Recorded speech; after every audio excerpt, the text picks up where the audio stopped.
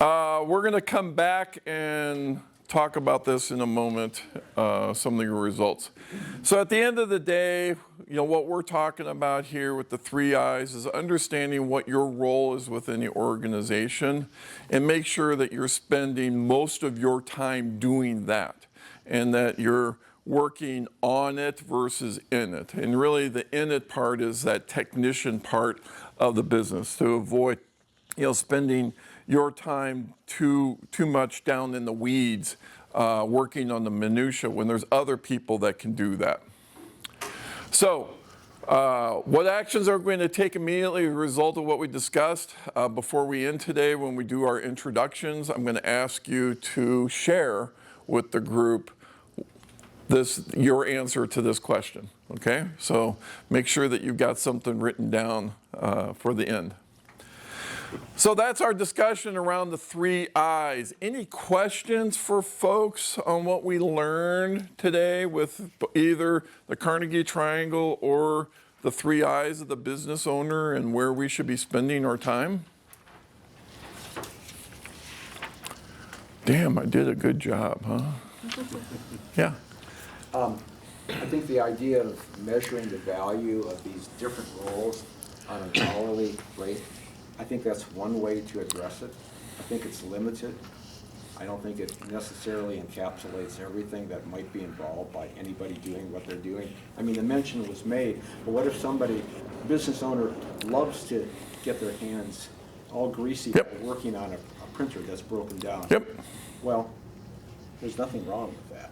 And in fact, if it provides balance for that owner, so much the better, because they're going to be more effective potentially in what they're doing. All I'm saying is I think this hourly rate application is one way to try to address it. Yeah, absolutely. I agree with you. And in her example, the thing that you have to also take out of that is that the business owner really loves doing that. Someone still has to run the business. So if it's not going to be the business owner to run the business, who is that going to be to run it?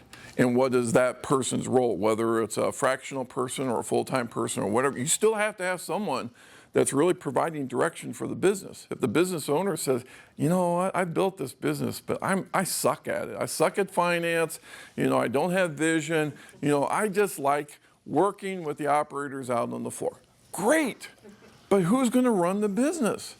But that's the trade-off. You still have to figure out, there still has to be someone in that role that runs the business. And that's great. The owner doesn't want to do that, but they still have to figure out who's going to do that. Well, of course, but if they have things set up, if it's a so-called successful company, the company itself is going to describe that. They've already paved the path for all that to happen, so in part they give themselves. If everybody had that, I would be out of business. But everybody does. We know that. Exactly. And a lot of times that's what happens is that, especially in small businesses, the owners haven't developed a good leadership team to be able to run the business in their absence. It's always kind of fell on their shoulders to run it. So, your point is absolutely valid point, but you still have to have someone to run the business. The owner may make more money because they're the one that took the risk at the beginning and built the business, so they may be making money, and you're absolutely right. They may not be the quote-unquote technician salary, but that's what they like to do, but they still have to find someone to run that business. You look like you're just ready to say something. No, but we have to get to intros really quick because it's 9:42 and there's a full room here. So. Okay. Yeah. So a couple things, feedback forms. When I do these types of presentations, I'm always looking for feedback from folks. So the second form that you got is that feedback form. This is what it looks like. First 5 things, give me a score of 1 to 5, how you think I did.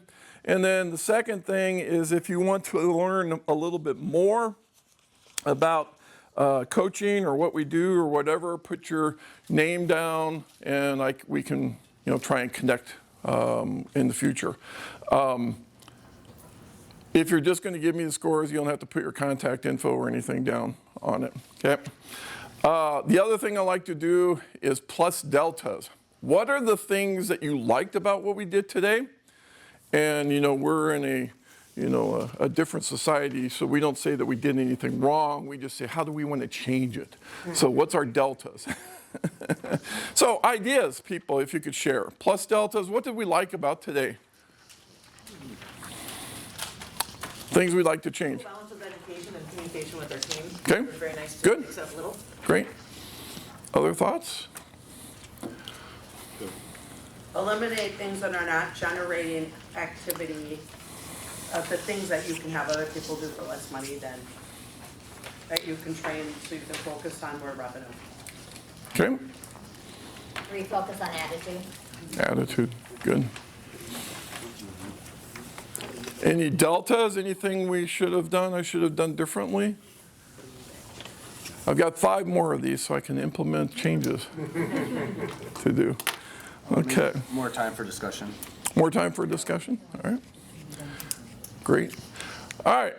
Last thing I want to share is, as a coach, I work with people individually, but I also work in group environments, and sometimes small businesses can't afford the time or the expense to do one-on-one coaching. So I'm putting together a group coaching session.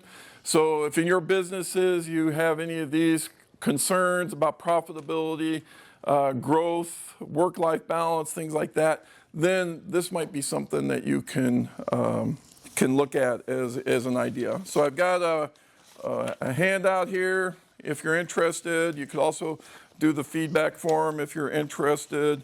No pressure, obviously, but I'm offering also a discount for NIA members that instead of it being $19.95, do $17.50. That's me, and then this is what you wanted to do. Oh, yeah, it was just everybody needs to know each other here.